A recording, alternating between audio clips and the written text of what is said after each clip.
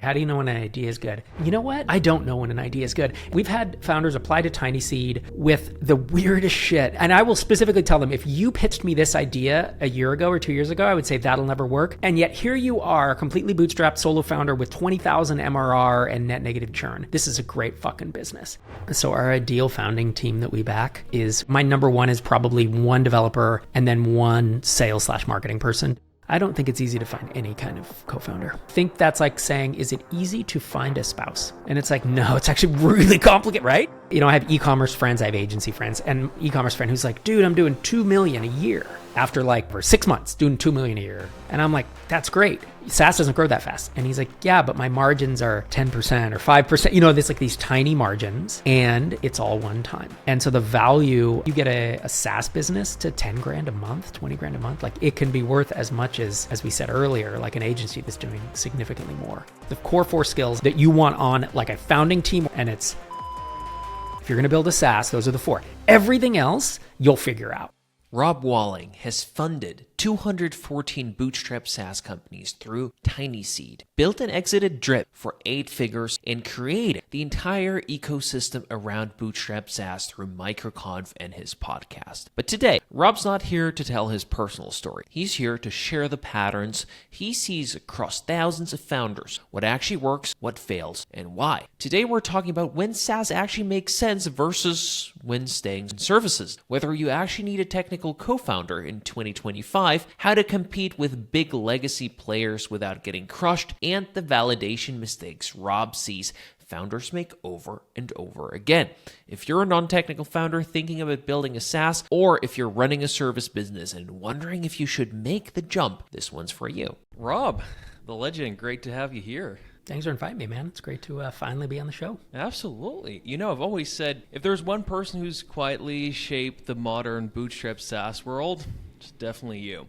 So you've built and exited multiple SaaS companies, invented the stair-stepping approach that I really like. Your most recent exit was Drip to Lead Pages, allowing you to, and I quote, never work again, and start a fund called TinySeed, which I think has now funded over 150 startups. 214 as of next week, yeah. All right. That is a lot. It's not even old or anything, right?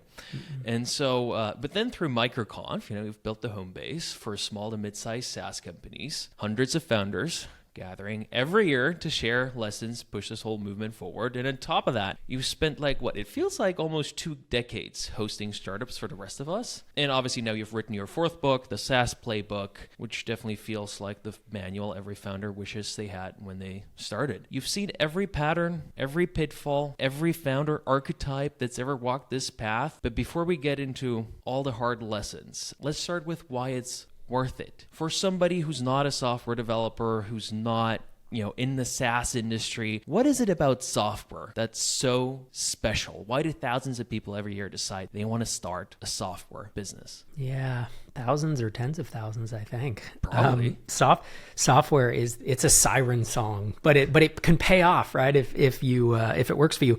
I think there's probably 3 main things that I think about. Number one is, once software became recurring, software as a service, right, is monthly or annual subscription. That is a huge deal, because you run agencies and other things where you get kind of a one-time payment, and it's like, ooh, I got 30 grand for a contract or whatever. I used to run an agency 20 years ago, and similarly, it's like at the beginning of every month you have 0 in revenue, and that's really tough. So the recurring nature of it is amazing. The leverage of software is amazing, right? So if I'm going to scale an agency or scale a brick and mortar, you need a lot of people. And people you got to find them, you got to hire them, you got to train them, and then they quit 6 months later to go to a competitor. It's just like, people are your best assets and your biggest headache? ?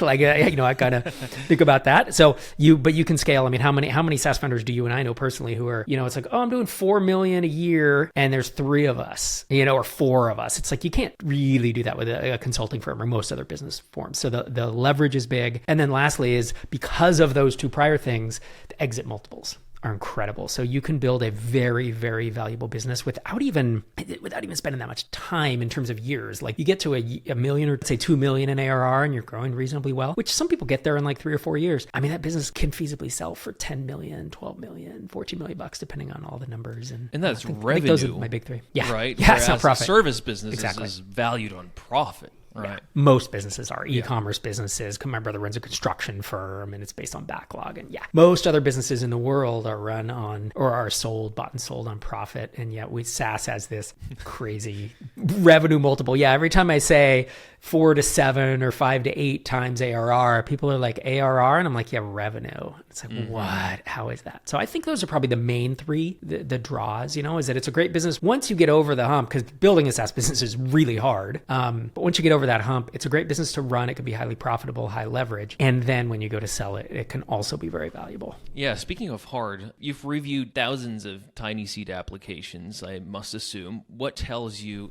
that somebody has a promising idea? Now, I know that everybody who applies needs to have some basic form of traction, meaning first customers, first product, but obviously not everybody who has that gets funded. So what's promising versus what is a red flag? Yeah, I tell you, if we're just talking about, there's a difference between the idea and the business itself, right? The product and the economics around the business. If we're talking about the company and the metrics, even at 2,000 or 3,000 MRR, depending on how many customers they have, it's like you kind of start to get like, what's churn like?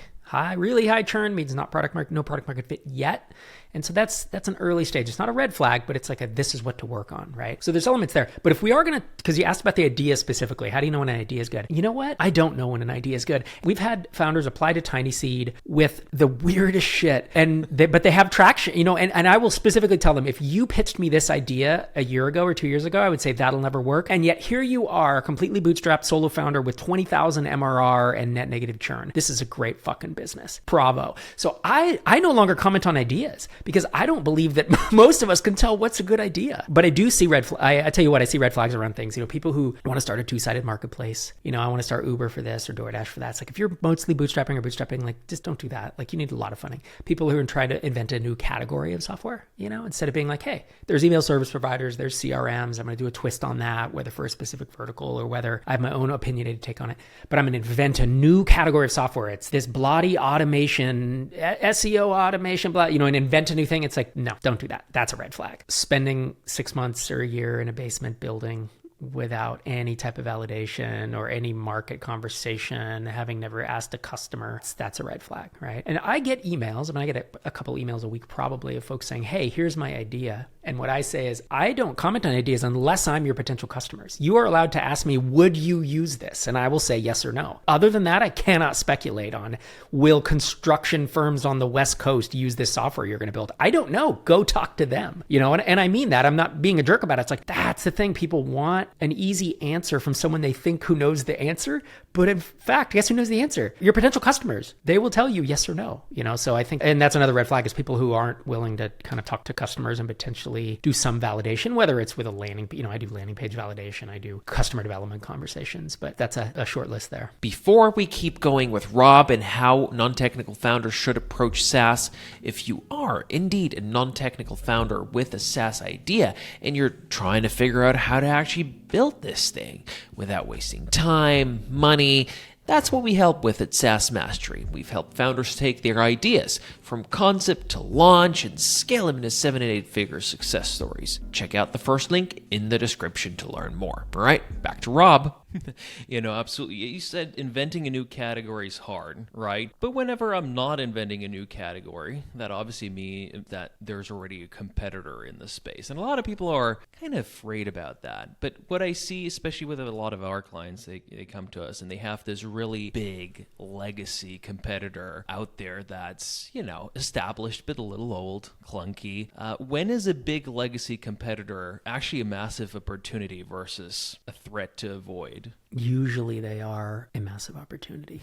Maybe 70%, 80% of the time. Here's what it depends on. There are legacy competitors that are still beloved and pretty nimble, and they kind of think more like a startup and they execute well, and people don't hate them and they don't, kind of complain about them online all over the place. I think of examples like, I don't know if we call Stripe legacy yet, but they've been around for 12 years. I would have a tough time competing with Stripe. They're a big company, heavily funded, and that would often mean like, they're getting slow and stodgy, but people really like Stripe. There's some complaints here and there, but I don't know that there's a big enough angle there for me to want to take them on. Versus, how many complaints do you see on Capterra or on Reddit or on Facebook groups or Slack groups, just wherever, anywhere on social media? How many complaints do you see about Intercom's pricing, about Salesforce's UX, about, you and I could come up with a list here, right? HubSpot's whatever. There's these big companies. Those are the ones that, of course they're big and scary, but what's their Achilles heel? And you can gather this through going on Capterra reviews and sorting by ascending, right? And look at all the 1 stars. What are people complaining about? You start to get a feel, people don't like this about them. So I think there's a lot of opportunity. I've done it myself. Like my last startup you mentioned, Drip, competed against a bunch of big incumbents in the email service provider and then the marketing automation space. And if everyone loved our nearest competitor, it would have been a lot harder to get the traction we did. But people really didn't like a bunch of stuff they were doing, and that made it easy. We called them Infusionsoft. It was what it was later called Keep, but Infusionsoft refugees is what we used to say in our team of 4 or 5 bootstrap people working in a closet in Fresno, California. And I'm like, we need more Infusionsoft refugees, people. Let's go, and we'd kind of laugh, and it was easy pickings. I presume that your competitors had their ways to lock in customers, whether it's like data export or whatever, integrations, like an ecosystem, whatever that might be. What was your playbook to get those people to switch? Because that's usually the biggest hurdle, even in better UX, ultimately comes down to being able to switch your entire team over? It's a really good question that you bring up. And there's 2 aspects to switching cost. There's the psychological aspect of,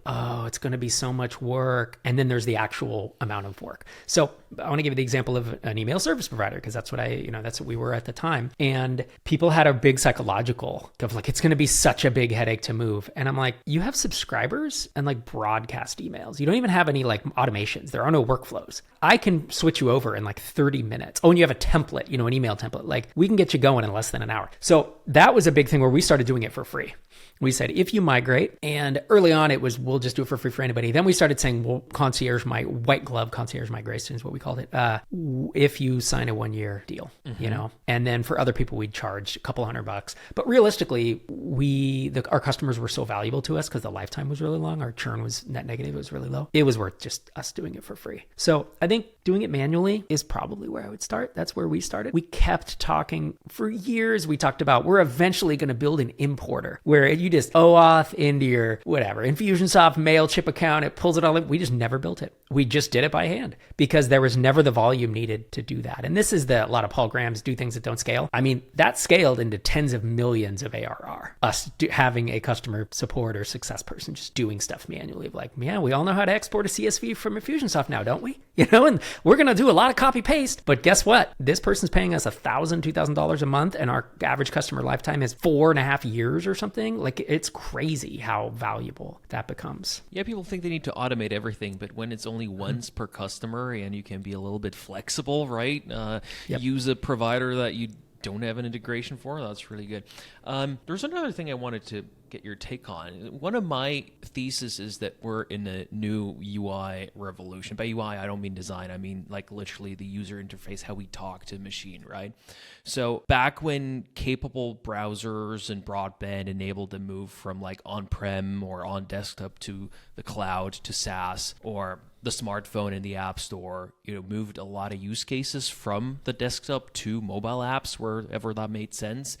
Each time, most established players were very slow to adapt, leaving a wide open playing field for new startups to basically fill that void and just basically do the same thing, a CRM on the web or something on a mobile app, right? Today, like, we see that a new UI revolution is sort of the LLM or the chatbot on top of the LLM, further replacing the browser in a lot of cases. Not every case, but there's a lot of cases that just make sense. And so OpenAI has just announced their app store. Basically, it's not really live yet, but they're announcing it, allowing everybody to build tools that ChatGPT can use. And so we had a very good talk on AI at the last MicroConf. Do you think there's a new opportunity here, similarly, to disrupt existing categories, attack established vendors, or is it just a hype? I think there's opportunity. And I think it is also hype. It's like every great technology that's in our lifetimes, Victor. Remember the internet in the 90s? It was both great technology, great opportunity, and a bunch of hype. You know what I mean? It was mixed. And then it was mobile was that. It got a little carried away with itself. And I remember drones were a big thing, right? They were like, that was a tech that was going to, do all this stuff. And it's like, oh, it's kind of done a thing, but it's VR has been a thing that was a little too much hype. I even think of blockchain as this, right? Where it's like, oh, it could still, in crypto, where it's like, there's a lot of hype, but there's still something there. So I think it's similar here of like, don't believe the hype, but there is a shift here. And I don't I don't know that it's necessarily the chat interface per se. More, I think it's like starting from first principles and how would I build a CRM or insert any category of software you and I could think of. How would I build that as AI first? If we didn't know anything else about UI, about functionality, about how we accomplish things, about entering data by hand, about filtering, about, any of that. How would we, if we just sat down and designed everything with like AI can just do stuff now that it couldn't do 2 years ago? That's more the opportunity, I think. And that's what, with TinySeed, which you've talked a little bit about, but it's a B2B SaaS accelerator. And we've raised, I think we're almost at like 60 million assets under management right now, which isn't big in the scheme of things, but it is when we're writing small checks. Our checks are 120 to 220. So we fund a lot of companies. And what we're seeing is there are, I think it's about a third to maybe 40% of our most recent or our newest batch is kind of AI first, AI prominent, meaning, and when I say that, I mean like the app couldn't exist without AI. Like you just couldn't have built it 2 years ago, and that's what I mean. Like, because you and I can bolt AI onto an ESP, right? Or bolt AI onto a CRM and make it, now AI, now you push this little thing and it writes some text in your text box. You put the sparkle. And it's like, that's not an AI first app. That's just a CRM with some AI bolted on. But when I mean like core to it, it means it couldn't have been built 2 years ago. About 30 or 40% of our newest batch is that. And it's not a chat interface. I mean, they may have that, but they have things in it that, as I said, just couldn't, the way that it's interpreting massive amounts of data, or the way that it's, I don't remember other examples, the things that you can do under the covers now, as I said, weren't even possible a few years ago. That's where the opportunity is. What I also find interesting is that I think, you can correct me if I'm wrong, but I think there's been a lot of consolidation in the SaaS space recently, and a lot of players bundled up in larger suites, right? Because one single data set, a lot of tools, maybe not the best tool for each job, but like one industry, one company could run on like a suite of consolidated tools. Whereas, and so it was hard to basically enter the market with like this one specialty tool because it wouldn't talk to everything else. And now, obviously only where it makes sense, but you could build just a tiny tool again that plugs into an LLM like ChatGPT. It could even be just one data source, and LLM can take various tools and complete one job, share data from one to the other, write a database query on the fly or something to use an API, and you could build small tools. I feel like obviously you're giving a lot of ownership away to ChatGPT more than any Epster ever had, but that's, I feel, interesting for like a small SaaS or a small tool. Build something for the LLM first, I feel. More like a utility, you're saying, kind of like a single feature, a couple features. So here's the thing. The answer is yes, I agree with you. But that's been going, look at the indie hacker movement over the past 10 years. That built a lot of that on the web.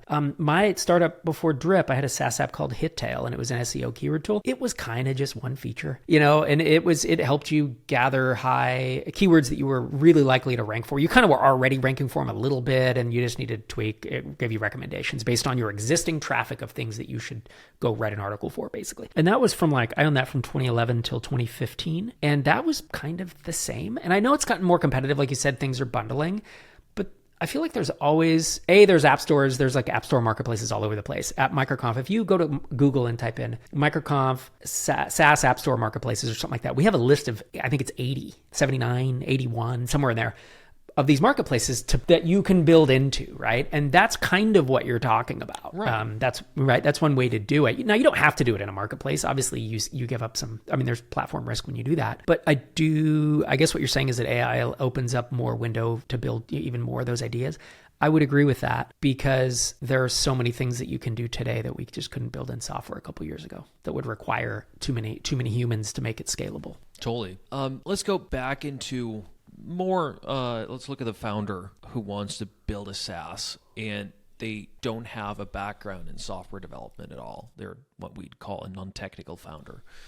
How important do you think having that background is, or if you had to just start completely over, right, and today from scratch, and you had the choice between software development experience or very deep industry insight, which would you choose? What is easier to learn? Our ideal founding team that we back is one software engineer and one industry expert. So my answer is both. But the other ideal one, to be honest, maybe our true ideal, my number one is probably one developer and then one sales/marketing person, depending on if it's a high touch sales or more of an inbound marketing. And then I think industry expertise is probably my third, most valuable asset there. But your question was, which is harder to learn? I mean, I think software engineering, I think learning product, because there's product and engineering, and they're two different things, and people don't understand this. They think that if you can write code, that you can build a SaaS product, and they're not the same. Like learning what to build, deciding which features to build, deciding how to build them, saying yes and no, and architecting it in a way that, like, from the UX is really nice, and then saying no to 99% of feature requests, that's kind of the product role. And an engineer may or may not know how to do that, So I think learning product and engineering, I mean, it takes years and years to do that. Even with AI, even with no code, even with whatever else, it's harder to learn. But the question is, how valuable is that with nothing else? If you don't know how to sell, market, or do product, if you're just an engineer, that's also an uphill battle. I think the core four is what I'm calling them now. It's the core four skills I think you need that you want on like a founding team or a very trusted resource, who's on your team. And it's marketing, sales, product, and engineering.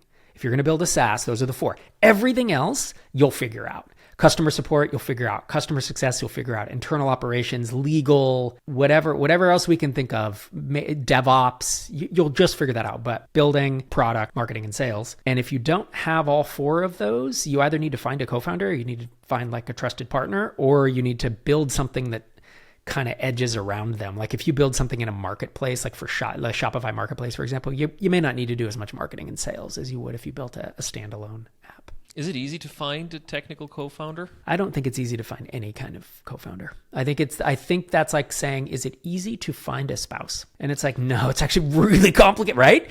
It's like, it's a crapshoot. And the kids these days, you're in a dating app, and then you go through 50 people and you have 50 first dates, and maybe you find someone that, it's similar. And I do think there's a lot of luck involved. But I also think there's a lot of, you might need to do some stuff in public. Like you need to go attend in-person events, or you need to ship. If you're a developer, ship stuff into the wild and build a little and blog and build a little bit of audience building in order to attract folks. And if you are more the marketing and sales side, how much can you validate this idea? What can you bring to the table? Because an idea is not really much. But what validation can you bring to the table to convince a software engineer who maybe bills $100, $150 an hour for them to donate a bunch of time in exchange for equity? Like you have to bring sufficient value. And that's, I think, the biggest mistake, because I get this on my podcast a lot, right? I get both sides of it. Developers asking, how do I find a marketing co-founder?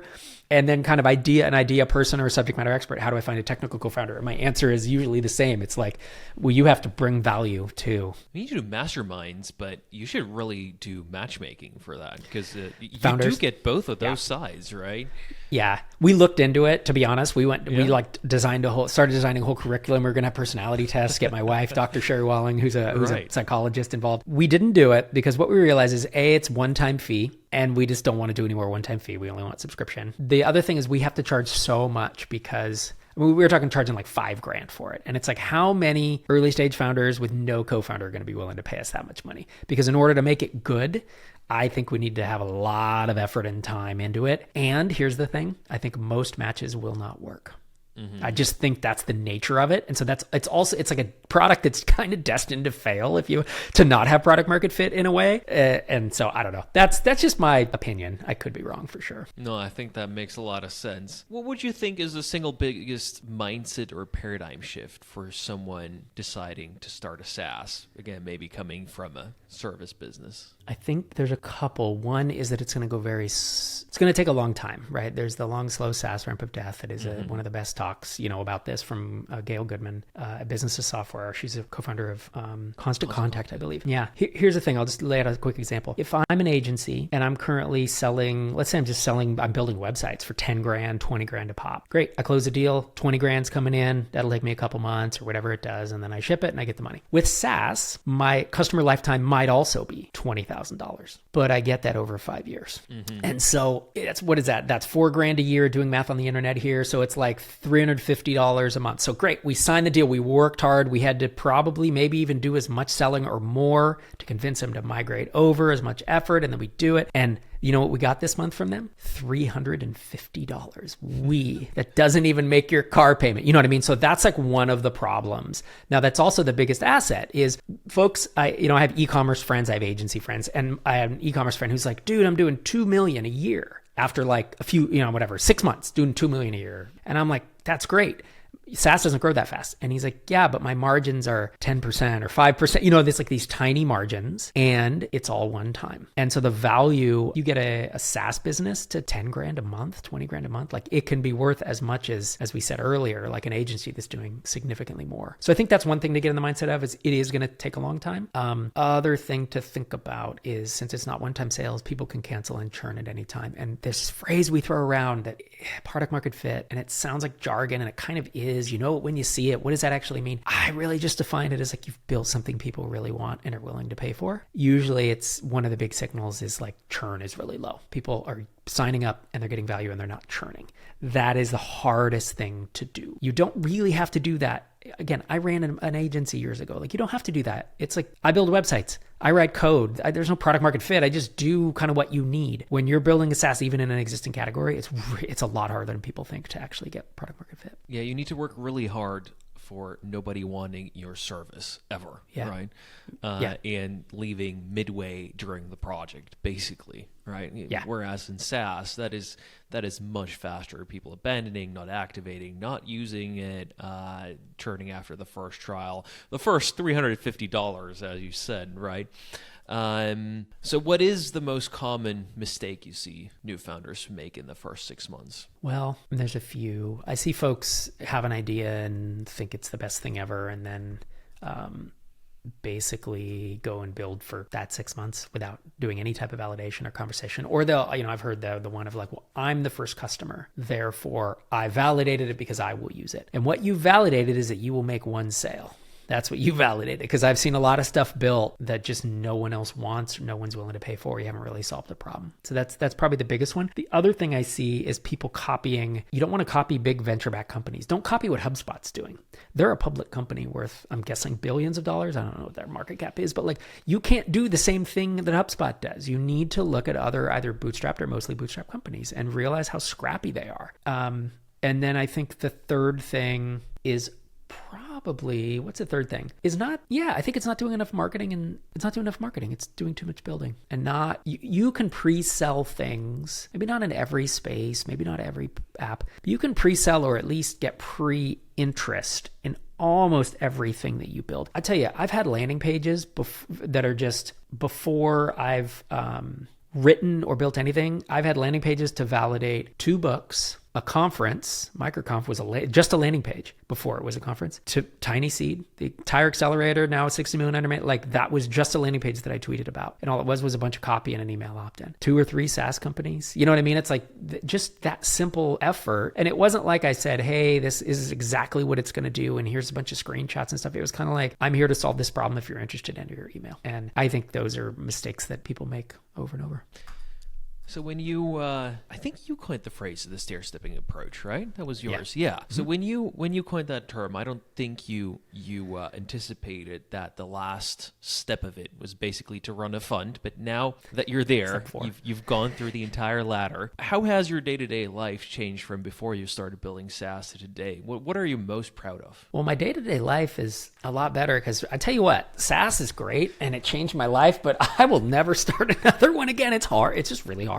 And we see this with our TinySeed founders. We back them, and I'm advising them and in the trenches with them for years. Inevitably, almost all of them burn out at some point. No matter how well you do this, it's just really hard. So my day-to-day is much more relaxing, because I get to dip in and kind of be in my zone of genius, which is taking all this aggregated information and 20 years of experience with it and like give my best advice for founders.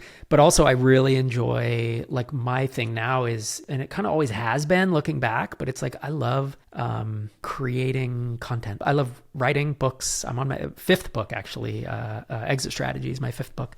And I love, my podcast has 807 episodes over 15 years. And, I write conference talks and YouTube and all that. So that's, I think, where I've arrived. That's not for everyone though. There's founders I see who sell friend of mine sold for $15 million. It was 2 of them almost completely bootstrapped. So each of them walked away and never have to work again. Neither of them are going to go create a bunch of content. They're not going to do it because that's not their zone of genius. It doesn't fulfill them. They're going to go start another. They probably want to do more software actually, so it just depends on your path. Absolutely. And I think, with TinySeed, I think it shows because correct me if I'm wrong, but I think you've had a really good return on your first batch. Our first fund, we returned it and it still remains to be seen. And we have some good companies in there still though. But, we returned the fund and we're in the top, I think it's 10%, maybe 5% of funds of that vintage, the 2019 vintage.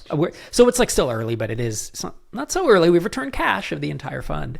That I'm super proud of, man. I mean, I guess I didn't answer your question fully. You said, what are you most proud of? I think it's just of the community, honestly, that just the MicroConf podcast. I'm sorry, the MicroConf, Startups the Rest of Us, and TinySeed thing, and bringing together 125,000-ish founders, around the world. It didn't exist, and then it does now. I think that's my legacy, man. I think I'm going to keep working for double decades. I think this will be the thing people remember me for, and I'm here for it. I love it. If there's anybody out there that still doesn't know you, where can people find you on all of these platforms? Well, if folks are listening to this as a podcast, you should go check out Startups for the Rest of Us. I've been recording it every week since 2010. As I said, 805 episodes. And it's about 30 minutes of sometimes me just talking about SaaS and what I'm learning. I mean, the big thing with TinySeed is I'm in the game. Even though I'm not a founder today of a SaaS company, I'm in the passenger seat for hundreds of companies. And so I'm seeing day to day what they're dealing with. And I think I actually know more today and am a better advisor and have a better perspective as a podcast host than I did when I was running my company, because I'm not locked into one specific example, right? I have a bunch.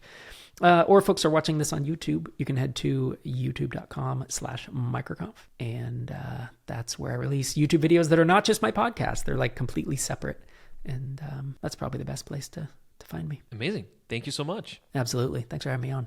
That was such a valuable conversation with Rob. Here's a quick summary of my 3 main takeaways. 1, not every idea should be a SaaS. I know that sounds obvious, but Rob literally reviews thousands of applications at TinySeed, and a bunch of them just shouldn't be building software. Two-sided marketplaces? Don't do it bootstrap. Inventing a completely new category? Probably not. Building for 6 months without talking to anyone? Definitely not. If you're already running a good service business, really think through what you're giving up before you make the jump. 2, you don't have to be technical, but someone on your team needs to cover all 4 skills: marketing, sales, product, and engineering. Rob was pretty clear about this. It doesn't have to be you, but you can't just skip one and hope it works out. You need support for all of these functions. And yeah, finding a technical co-founder is harder, so much so that Rob compared it to finding a spouse. And 3, validate before you build anything. Rob's launched books, conferences, a whole accelerator, multiple SaaS companies, all just starting with a basic landing page and an email sign up. You don't need screenshots. You don't need a demo. You just put up something that describes the problem you're solving and you see if actually anybody cares. So if you're sitting on a SaaS idea and you're not technical, wondering, where do I even start? That's why we built SaaS Mastery. We help non-technical founders go from idea to launching their MVP in 2 to 6 months profitably. We've already helped over 300 founders do the same. If you're curious, just check out the first link in the description. All right, thanks for watching. See you in the next one.